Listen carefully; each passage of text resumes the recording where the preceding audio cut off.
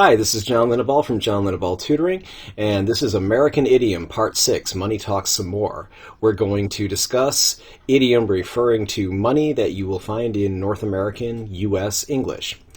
And of course, I'm with John Linneball Tutoring, my own company, johnlinneball.com. I'm John at johnlinneball.com, and 415-986-7355 is the phone number. My cell phone number is 415-623-4251. Feel free to hit me up with a text or a phone call, and please like and subscribe if you like this video. That's the best way to help me. Thank you. Don't wanna be an American idiot.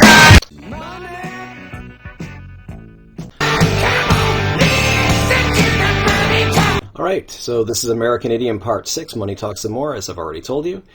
So, more money talks. Here are some more money idioms. Idioms involving the word money or things that relate to money.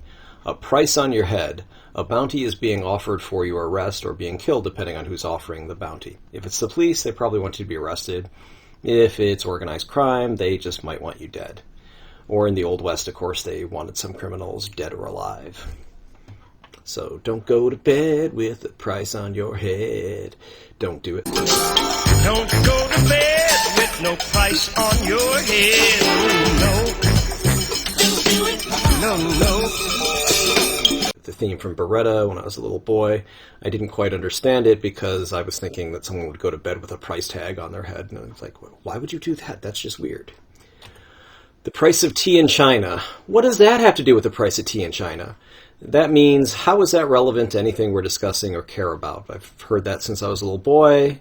So here we have a woman who's saying, oh, this might actually change the price of tea in China. But shh, don't tell. So, okay. That actually does have something to do with the price of tea in China. And then Jean-Luc Picard, what the hell does any of this have to do with the price of tea in China? And Captain Obvious from the TV commercial says, I would ask someone in China. There you go. I've also heard people say this as, what does that have to do with the price of bread? Pricelessness. Priceless. It doesn't mean free and it doesn't mean expensive. When I was a little kid, I thought, well, maybe it meant free. Well, if there's no price, then it must be free. It means it's so valuable that a price cannot be set, or it is valuable beyond price. Usually it's kind of something abstract, like, what's the value of love? What's the value of a smile? Da, da, da. So money is no object also means I will pay any price. So there was those old MasterCard commercials. You know, the formula was something like kids bike, $150. Training wheels, $20. Seeing your son ride for the first time, priceless. So there's a parody. Here's Dwight Schrute from the American version of the Office TV show. MasterCard creates priceless moments. False. The sum of all the items purchased with your MasterCard in order to do the activity is the price of the moment. So there you go. Depends on how you look at it, I suppose. But I would go with Dwight here. Well, that's what that cost. But the idea is what's the value you got from it. So presumably that's worth a lot more to you than, say, the $170 you would spend in our hypothetical scenario here. You keep using the word priceless. I don't think you know what it means. It isn't a synonym. Notice that synonym is spelled wrong with an E on the end. There shouldn't be an E there. For expensive. If something is priceless, then it cannot be obtained with currency because it has no price. So usually something is priceless is just something that it's unique and very valuable, or it's some abstract thing that we can't normally buy with money. More money phrases. Put your money where your mouth is. That means stop talking and take action to show your words are correct, especially actually spending money. You say this investment is a great idea? Put your money where your mouth is and invest your money in it. Or put up or shut up. Either show you're right or stop talking. If somebody's bragging about, oh, I could do that way faster and way better than you, you tell them, put your money where your mouth is. Here, I'll give you the equipment to do it. Why don't you do it? Show me how bad I am at my job. Put your money where your mouth is. Or put up or shut up. Even more money phrases. A run for your money. To give someone a run for his or her money is to be as good as someone who's extremely good. He'll give those professional players a run for their money. And here's where I got this. If you want to look it up, you can click on this URL. And there was a movie from 1949 called Run for Your Money. So if you can give someone else a run for his or her money, you are about as good as they are at whatever activity. Money phrases in bad cases. A contract, will, deed, check, or paper money might not be worth the money, or I'm sorry, might not be worth the paper it's written on. So if something's not being worth the paper it's written on means it's legally invalid, or maybe it's a check drawn on an account with insufficient funds, or it's a closed account, or it's a fake check drawn on a non-existent bank, or just a fake check drawn on a real bank. Anyway, it's one of those things that can't be legally enforced. It looks like it's supposed to get you money, but it doesn't. So you can think of selling someone the Brooklyn Bridge. George C. Parker was a con man in real life, went to prison in the 1920s. He got life at prison in Sing Sing, which is the nickname for the prison at Ossining, New York, for selling recent immigrants the Brooklyn Bridge. The idea is he would actually sell them access to it, so these people would then be found trying to set up toll booths, stopped by the police, who then would say, oh, okay, we know who did this. So he went to Sing Sing for life for that.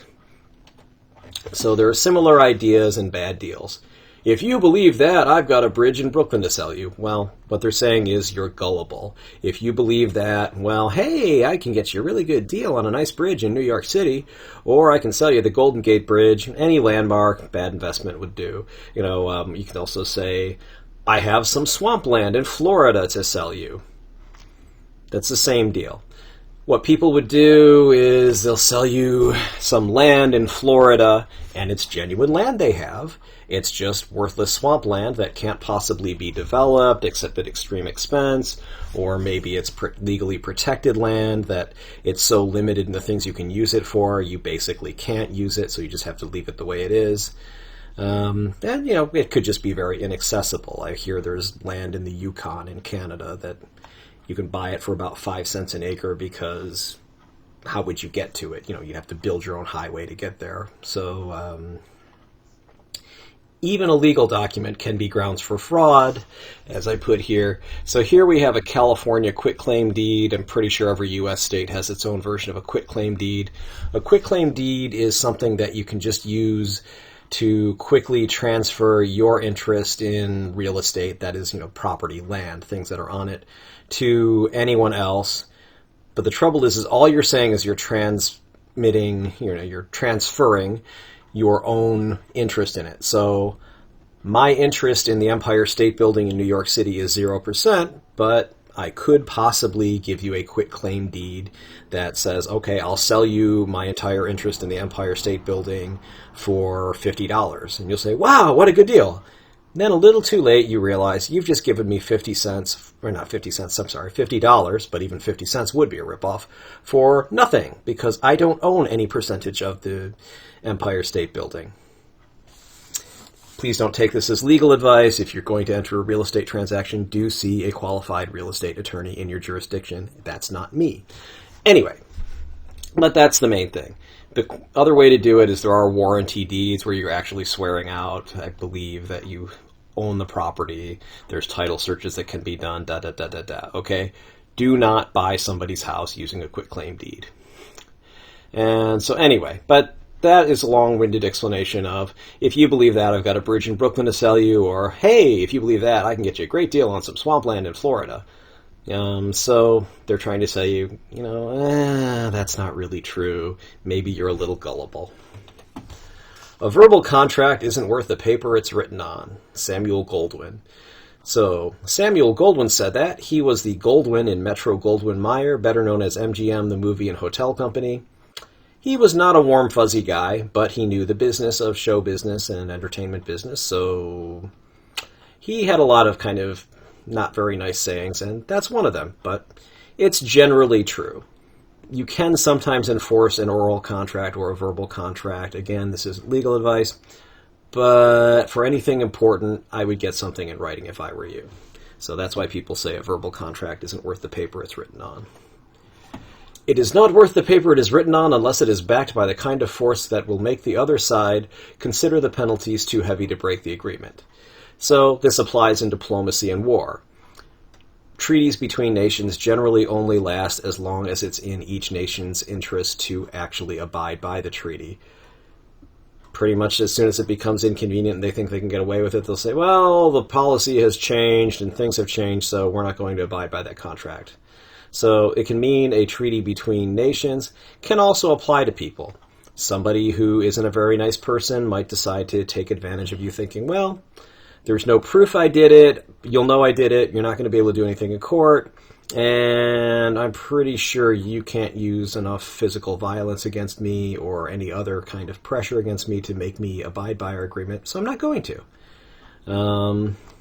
People like that often run into someone who they've underestimated, but that's not the important thing here. Is basically something is only worth the paper it's written on if you can actually enforce it.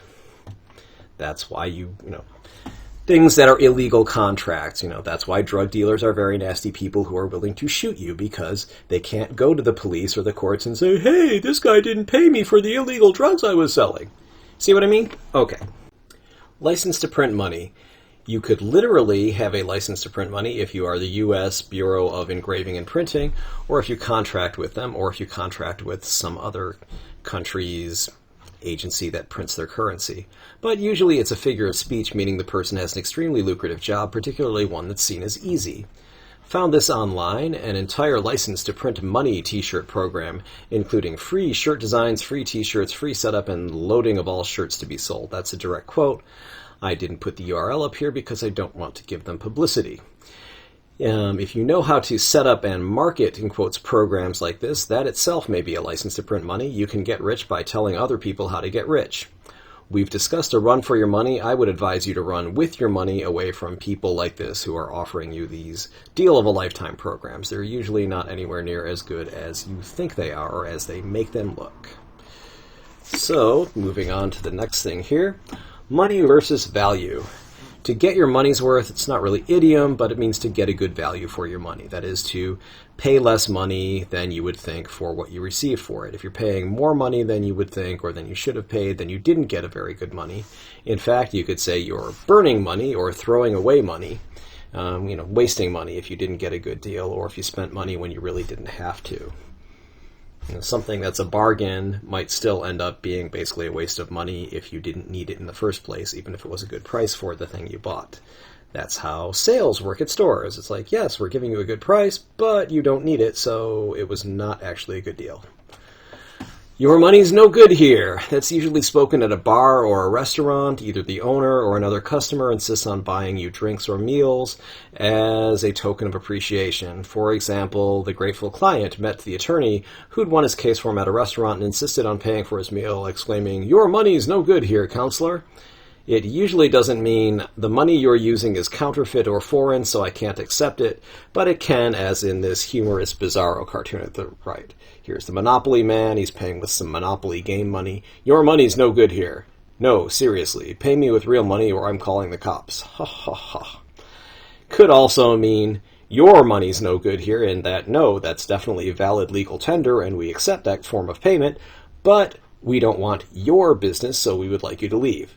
But that's usually not what it means. Usually, your money's no good here, said in a friendly tone, by someone who is your friend, etc. It means that they're going to pay for your meal or your drink or what have you.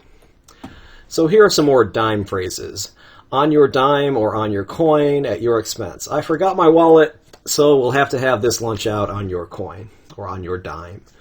Drop a dime, it's rather dated slang for calling the police or other authorities to inform on someone. Here we see a little, in quotes, dime novel, to drop a dime. This is, I think this is supposed to be a real thing. This is back from when payphone calls cost a dime, or 10 cents in the United States. And I believe this is a mafia hitman of some sort, so he would drop a dime on someone, or someone would drop a dime on that person and end up calling the hitman, and the hitman would be dispatched to get rid of that person. Then we have the most interesting man in the world from the Dos Equis commercials. I don't always live large, but when I do, it's on your dime. So, okay. Some people would say that about different people.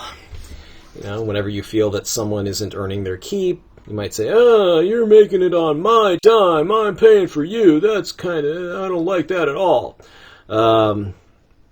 All right, a dime bag is a bag containing $10 worth of something. A dime, here they mean $10, not 10 cents. Nickel bag, same thing, $5 worth of something. The, in quotes, nickel is $5. More phrases about currency. A fiver, it's old archaic slang for a $5 bill. See fiver with 2 R's, note the misspelling, where you can get someone to perform services for which you pay $5. Another old term for a $5 bill is fin, like a fish fin. And here we see a little goldfish disguising himself as a shark. But a fin comes from Yiddish and German. Basically, it means 5, so it's a $5 bill. Really, really old slang I've seen for a $5 bill is a V, because a V is Roman numeral for $5. And Abraham Lincoln is on the $5 bill, although I've never heard anyone call a $5 bill a Lincoln. But you could. More phrases in currency. Okay, a C note. C is the Roman numeral for 100, and a bill is a Federal Reserve note, so a C note is a $100 bill.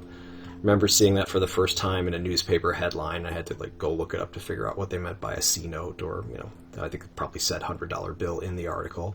So Benjamin is a $100 bill, used commonly in rap songs, etc. It's all about the Benjamins. Benjamin Franklin is on the U.S. $100 bill as here. And here are ways you can help me without money or effort, and one that involves money. If you like this video, you can like this by clicking the thumbs up sign and also subscribe to my channel. Since you've watched this, you're already in a position to do it. You should see it right under this video. You can help me basically without spending any money or making any real effort if you like these videos and you would like me to keep making more. These videos will always be free of charge to everyone, so you can help yourself and help anybody else who might be helped by these, and you can help me. Comment below or contact me to suggest topics for future videos. If there's something you'd like to know about, you'd like to see me do a video on it, let me know. And if you really want to help, okay, this is the one that involves money.